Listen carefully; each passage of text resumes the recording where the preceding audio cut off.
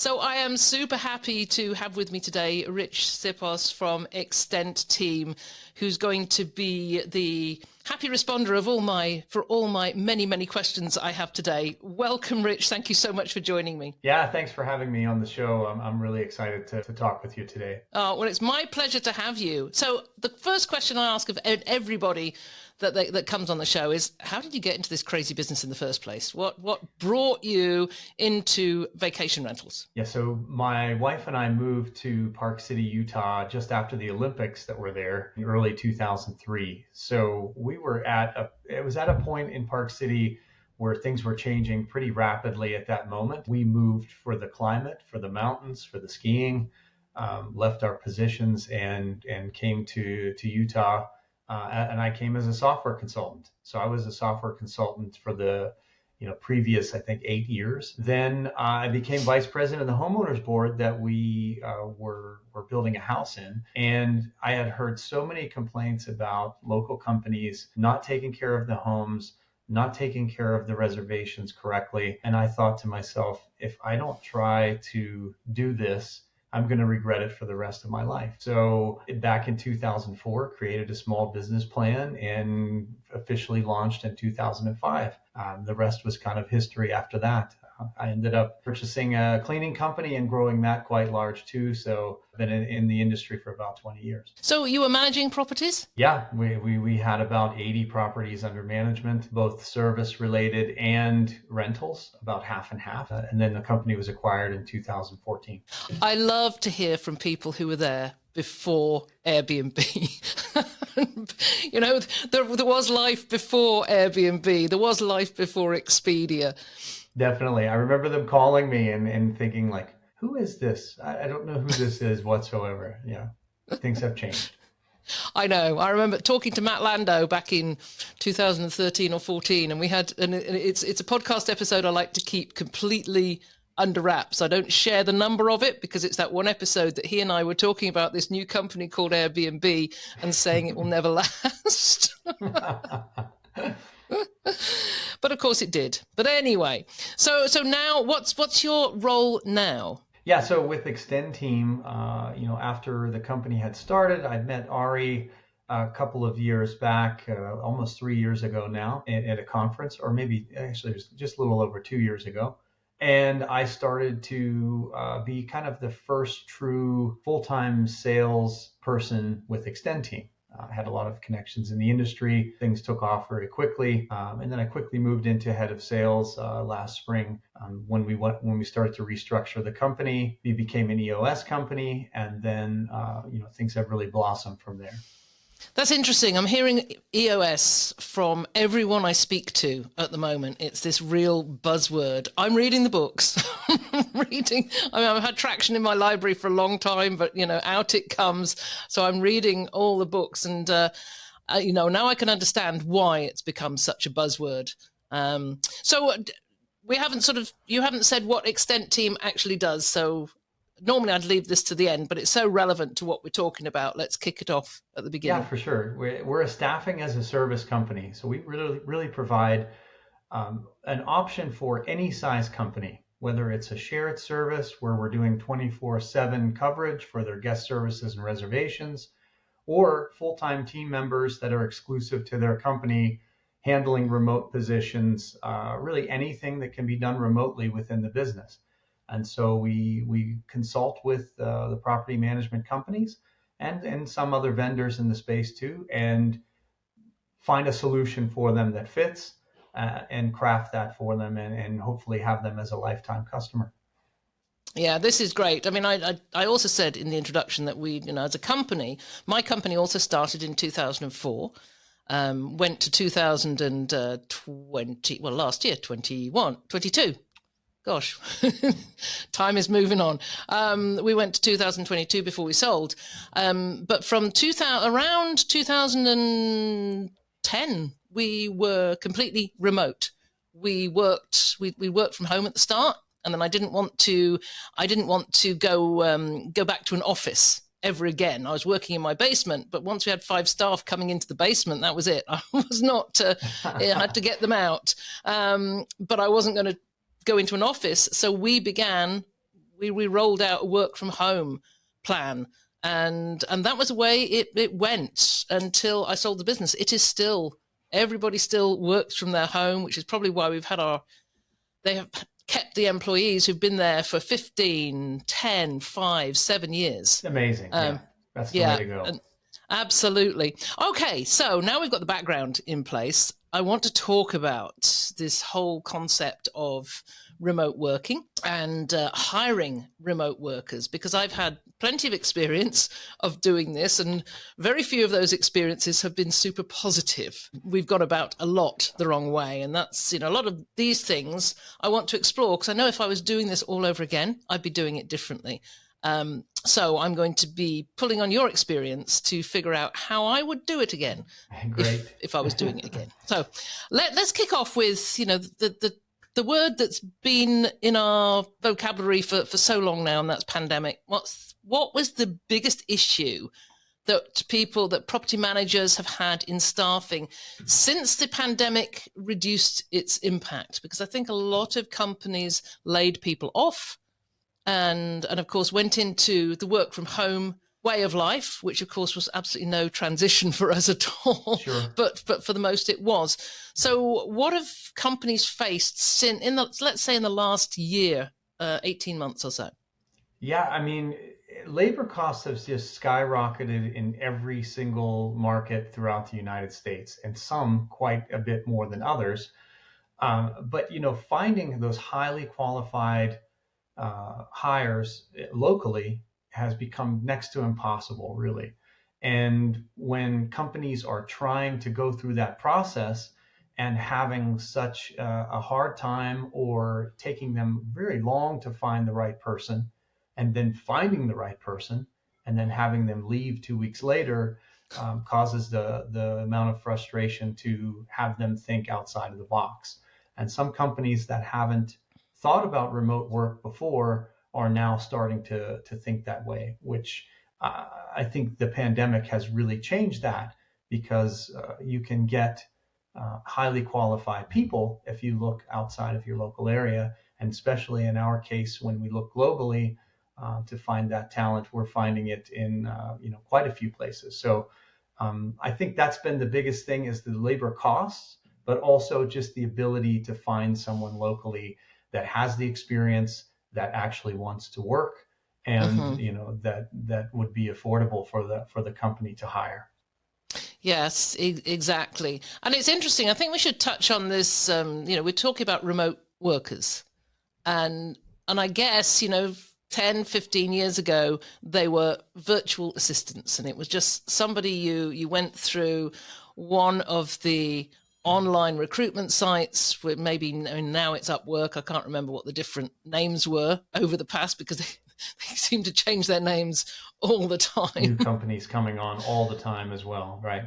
Yeah, and I remember it was a challenge. We wanted to find a virtual assistant.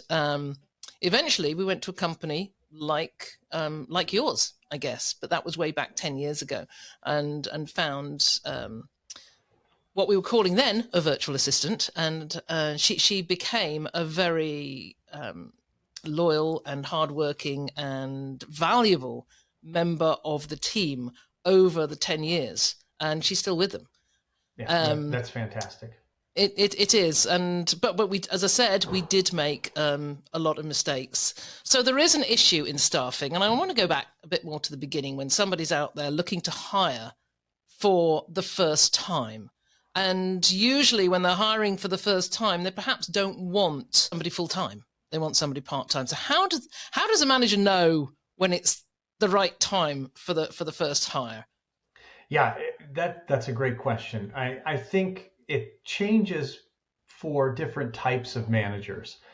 Companies that have a great business plan for that hiring, and that's not as common as it is the other way around. But I'd say most property managers realize it's time to hire when their free time starts to diminish. They're still taking phone calls at night, answering emails, answering all sorts of questions from guests, whether it be text, email, phone, it doesn't matter. And then they start to get frustrated with those things, right? I mean, they start to realize they're getting annoyed. They're not providing the best services to their guests, to their homeowners, and they need to make some sort of change. So they don't really quite know what they want. They just know that they need help. And it's nice that sometimes these people are now reaching out to Extenteam saying, like, we know that others have had a great experience finding that right person. Can you help us? And then we go Hmm. through that whole process of figuring out what they actually need. But so I think that's the first thing. They realize their time is starting to diminish. They don't want to work 20 hours a day anymore. They don't want to be up in the middle of the night answering a phone call that someone has a beeping smoke detector that's 20 feet off the ground, right? They need help. Hmm. And so that's a big part of it. But then other companies that have a plan, they have a plan for when it's time to hire. It's still knowing who that person is or what that position is or what that role could be. That's where we come in. We can help them craft those ideas. So, what roles are most commonly filled by remote and outsourced staff? Yeah, I think most common roles would be in the guest services area or reservations. Those are the two most common areas. Now, those roles vary widely. Someone could have a specific role for a reservationist, fantastic. Some might have one for guest messaging, guest problems, great. But for the most part, I think that role is a combination of those two things, plus some administrative assistant type ad hoc projects, and finding that kind of all around uh, worker, to put it Hmm. bluntly, is difficult to find. But now we've done it a lot. We can hone in on exactly what those skills are, how we can balance the type of skills for each company, and then hire specific for the companies. So the roles are very specific per company, but I'd say the majority of the roles are a combination of all three of those skill Hmm. sets. Yeah, I know when we first started looking remotely, and we made a list of all the things that we were doing that were actually we put a value. My business partner and I put a value on our time. What is our time worth per hour? Would we go out and do that job for somebody else for that amount of money? And that was quite the eye opener, because we found we were doing so many things that were worth very little and worth way, way less than we were worth. And once we'd done that, and a lot of those jobs, little jobs, were the ones that we quite enjoyed, posting on social media Definitely, and yeah. and playing around with Canva and doing those things that were sort of fun, but were very time consuming. They were taking away from strategic planning. And Yeah, that was the big thing. Once we looked at it and said, well, they're fun, but it's even more fun to plan for the future. And that was the start of our list. This is what we need to hire for. definitely. What some managers start to realize, and it might take them a while, is that they have this idea in their mind that no one could do this as well as I could do it, right? Nobody could do It's this at the same level that or the same passion that I'm putting into this right now. Um, and that's a difficult thing to get over. If it is, I mean, we know many managers that are like that, and you have to explain to them, the experiences that others have had with bringing in more experts in those fields that have done those things 50 times more than a particular manager would have done themselves.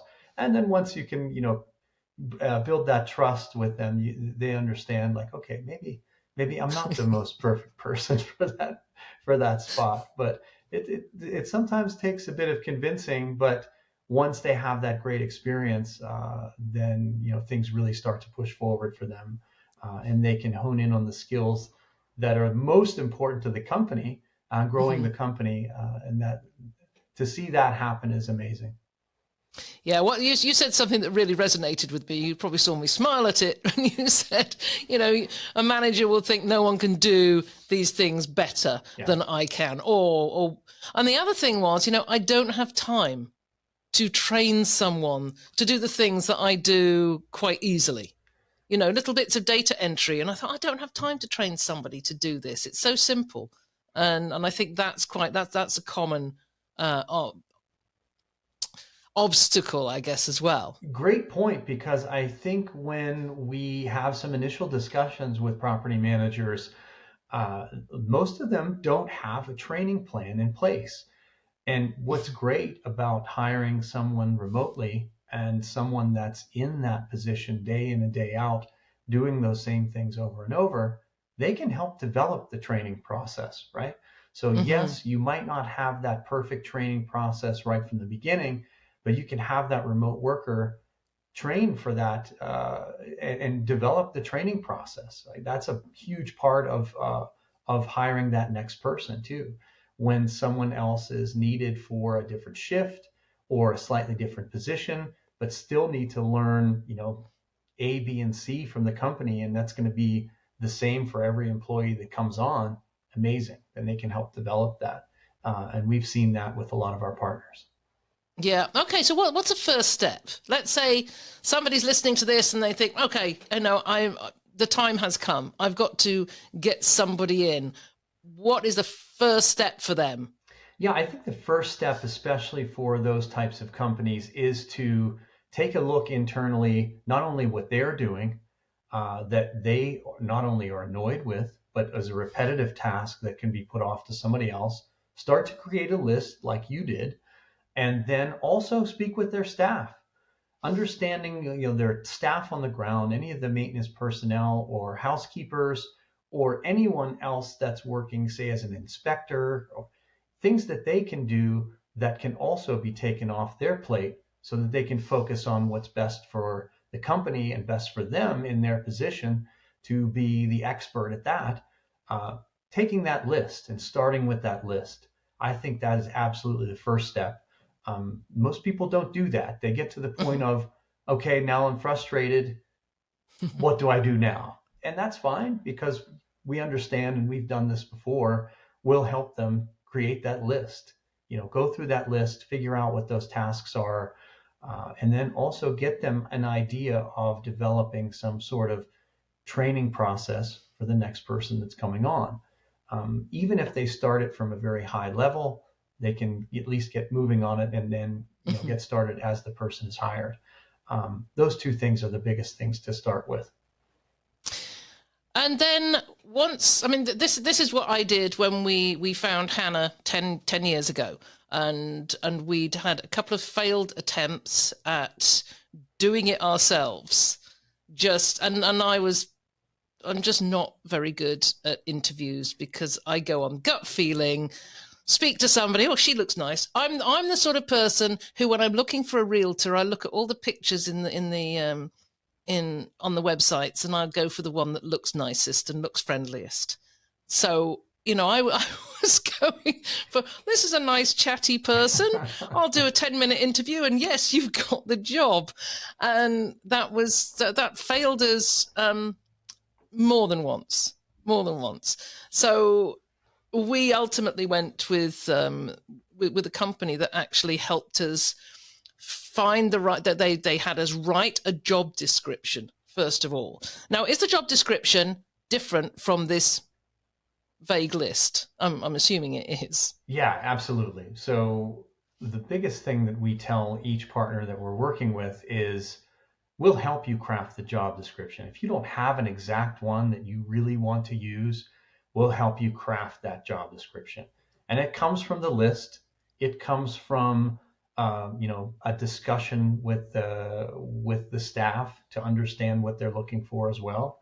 And then we have tons of job descriptions that we've used in the past.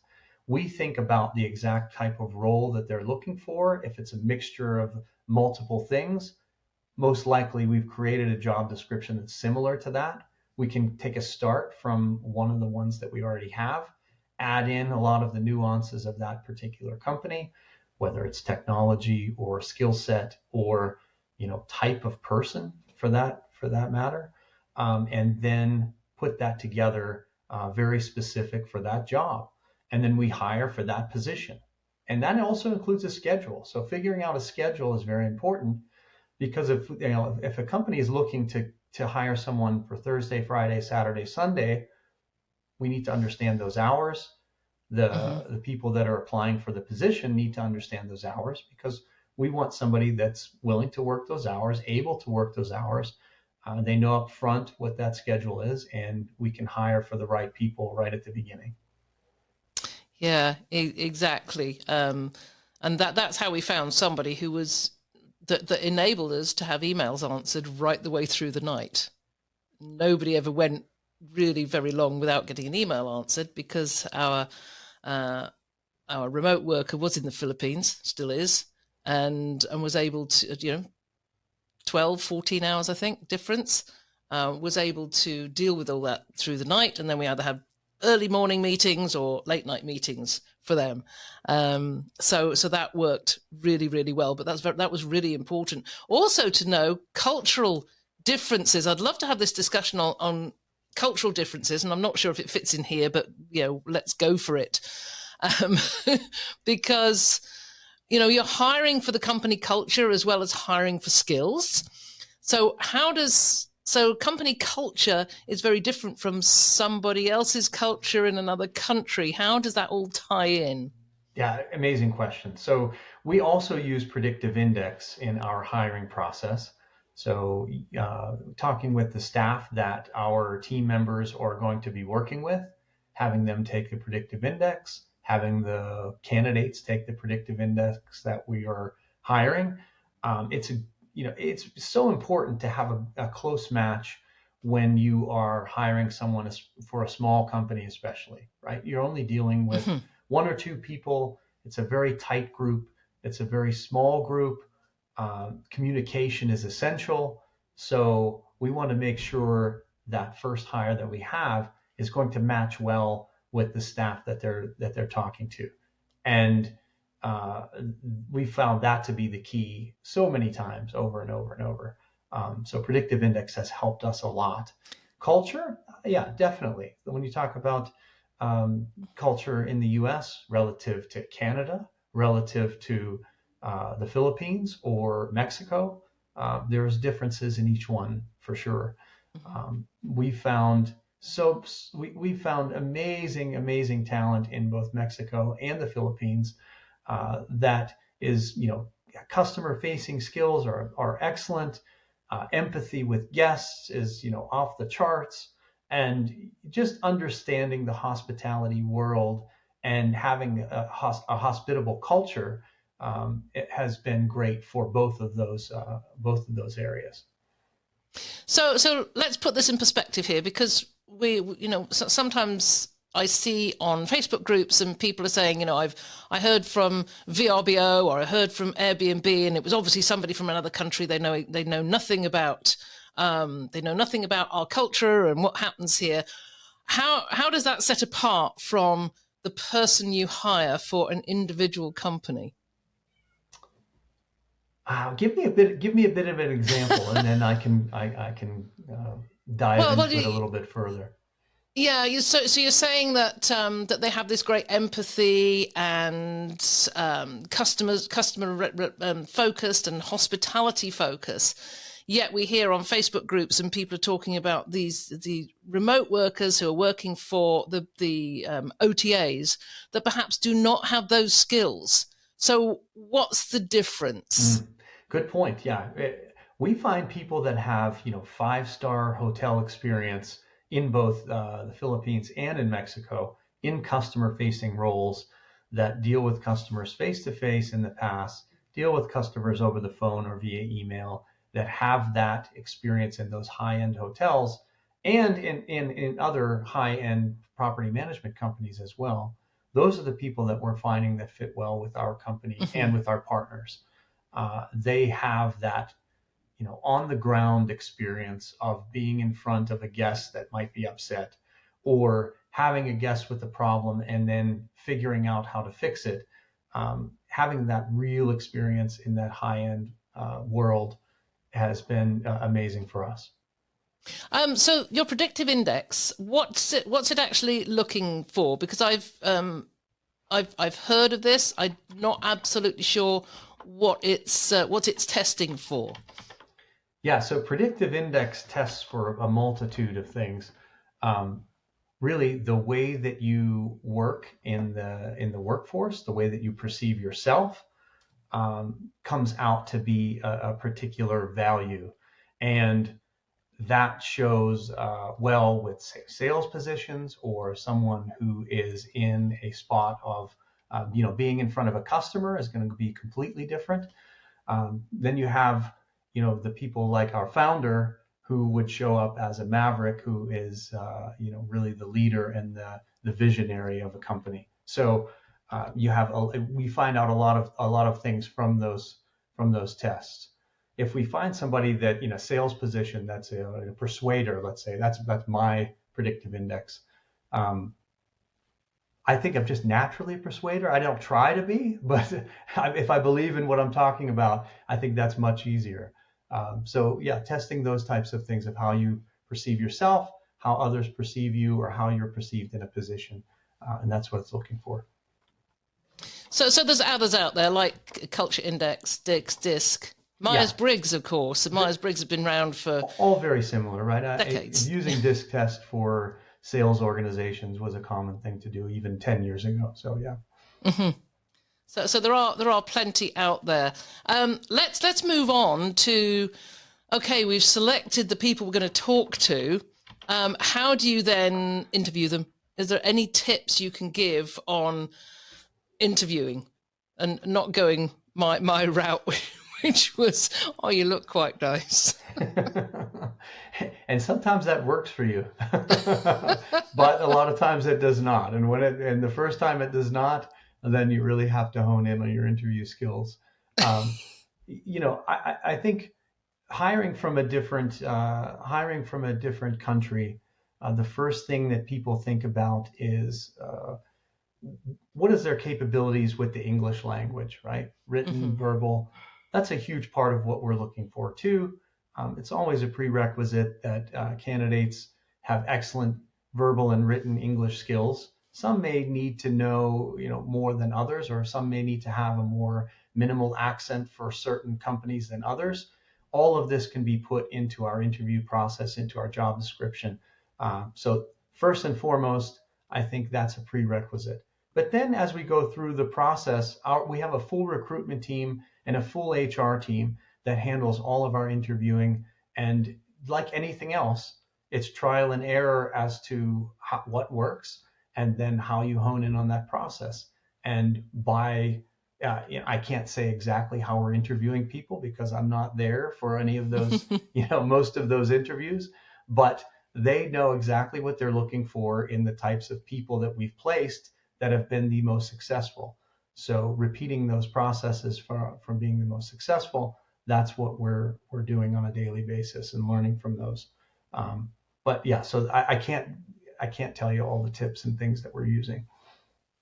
I always remember I hated going for interviews back in my younger days and being asked those problem questions, given a scenario, how would you react? And I just went completely blank and had no idea, I'm sorry.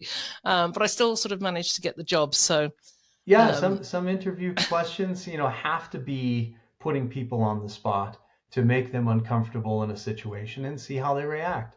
And it might not be, the exact answer that you're looking for, but you can understand by the way a person reacts to a situation and how they would react to a problem with a guest, how they would react to a problem with a homeowner, how they would react to, canceling a reservation when it's the day before they're supposed to be arriving.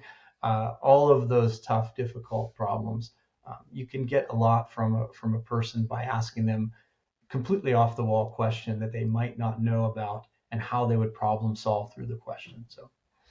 Yes, I had we had one that we used over and over again, and it was a situation that had actually happened on a couple of occasions. When a cleaner arrived at a property to do the changeover, to find the guests still there, but thinking that they'd booked an extra day. And so what are you going to do? Because these people think they've paid for another day. They're not leaving on Saturday. They're leaving on Sunday. And you've got guests arriving in 5 hours' time. So that was. I mean, I just used to have a lot of fun with the answers that we got. And that problem can escalate a lot further than you're telling them that they have to leave in a few hours. So there has to be a lot of thought process that goes through that answer. Yeah, exactly. I mean, I always found some of those questions were great for our emergency planning sessions. And it's great because we've all been there too. I mean, I think that if anybody has been in this business for a long period of time, you've always run into one of those situations at some point. So. Yes, yeah, exactly. I mean, we had situations with guest turn, and of course, guests arrive a day early, often. Yes. I thought my booking went from Friday to Friday, and no, it went from Saturday to Saturday, but I've just driven 6 hours. So yeah, those are the sorts of questions that are really useful, actually, I think, particularly for issue facing staff. Those of you, those who are going to be on the end of the phone when that guest calls, or when that owner calls, or when the housekeeper calls and says, "We've got a problem." Yeah. Or now when you get the text message that says, "We've arrived, we're at the house, we can't get in." Well, you're only scheduled to arrive tomorrow. So now it's a text conversation. Yes. So we've now chosen our person, and we're very excited. What happens next and that was something else that I always struggled a little bit. What happens when you get to that morning and they're there, and of course they're not there because this is remote. So I'm assuming you're going to say you need a plan. You need to have somewhat of a plan. So we have a partner success division of our company, and they walk our partners through from the beginning of contract signing, through the interview process, through the onboarding process. They're there for our partners, letting them know what to expect, letting them know what comes next, giving them tips on what they need to prepare for. Then, of course, having a kickoff call with your new team member. That's a big part of it. You're finally meeting the person that that now will be a full-time member of your team, and setting them up for all the systems that they need to get into, communication between the team and how that will all transpire. All of that is handled by our workforce team and our partner success division, and they walk our partners through all of those things. So it's important that they know upfront what to prepare for, but also getting them connected to all the proper systems and realizing that communication is essential, and especially communication from the beginning, because the person's not sitting right next to them. They're not coming in and out of their office. They're not seeing them in and out of properties. They're on, a Zoom video or, Google Meet or whatever else that they're using. So that's a huge part of it. Understanding the communication with the team members is essential. Starting that early, really making them to be part of the team, integrating them into the systems, and having them talk to the staff that they're going to be, talking with on a daily basis right from the beginning. That's the most important. Getting anybody comfortable in a situation leads to success. Exactly. Talking about communications, what do you recommend are the best communication platforms? I mean, you've mentioned Zoom. Yeah, I mean, we find phone systems are very common. There's 4 or 5 different phone systems that almost everyone uses. So connecting them to a phone line, if they're going to be taking telephone calls in any period of time, making sure that forwarded call gets to them properly, that they have a clear sound back and forth, and the guests could understand, or the staff could understand them speaking, and they have a great connection. All important. Slack, WhatsApp, any of the Google Spaces, etc. All of those things are used by all of our partners. So we're agnostic and we adapt to the systems that our partners are using. Sometimes we'll get asked for recommendations, and we'll give some recommendations here or there. But ultimately, a company has a preferred method that they're already using, and we'd like to adapt into what they have. So almost always that can happen. Yes, we used when we first went remote and sent everybody to their homes. There was no Slack, so we started with Skype, which worked pretty well, communications. But once Slack came on the scene, it was like, game changer. And now that, with all the little add-ons, you can screen share, you can have the huddles, which is, just you want to speak to somebody face to face, and it's just a press of a button and they're there. Exactly. And it's just so handy that you can have that face-to-face conversation as easy as it would be just to walk into somebody else's office. So certainly, and that's essential. Still the free version. Yeah, we were using the free version, still using the free version, I believe. It's excellent. I mean, if you are, say, if you're a property manager and you are walking into a property and you have questions for the person that's, going to be checking that, responsible for sending those check-in instructions to the next guest, and you need to speak to them right away, you can do that right on your phone, right there in the property. And our Extenteam team member is sitting there at their desk. They can connect to them instantly. So it's like they're right next to them anyway. It's just a matter of getting used to that type of communication. And once that's the case, it doesn't matter where that person's sitting. Mm-hmm. The one thing that I was always very conscious of is having our remote staff motivated and being part of a team. I mean, our team had been together a lot of years before we hired our first person remotely, and that was in the Philippines. And we thought long and hard about how can you feel part of a team. We used to get together and have donuts and have fun in the office, and that person is not able to be a part of that. How can you motivate them? Really, I think it's very simple from the beginning. Just like we talked about, having them feel a part of the team right from the beginning, having them as a part of team meetings if they can be on different situations as much as possible, having them be, have a virtual donut meetup, right? I mean, we do this now in our own company where we do a lot of different virtual meetups. We're talking with people from all around the world every single day. It becomes very commonplace to what we're doing, whether we're eating in front of them or anything else. So as comfortable as you can be from the beginning, that's the key. And then also having KPIs for a particular set of skills, right, that they're coming in for. Having someone work towards a goal is always motivation. So having KPIs to start with from the beginning, even if they're simple, even if they're really attainable, doesn't matter. Having that set of goals for someone to come into really motivates anyone. And then keep the goals more challenging. Everybody loves to be challenged. And so keeping those challenging goals up and having them work towards those things is very motivational. And it also makes you develop communication, right? If someone's not hitting the goals or someone is close to them, coaching them, talking to them, walking through different situations on how to be better when you're doing whatever part of that job it is. And having that motivation with KPIs is the key. That is great.